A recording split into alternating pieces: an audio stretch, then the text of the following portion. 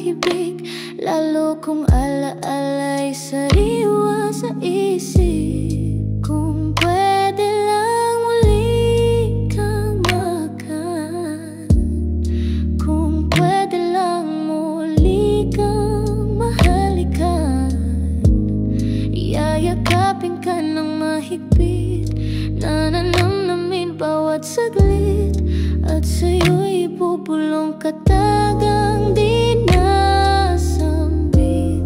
Na sana noon pa ika'y napangiti, sana makita kang muli. Ba't bang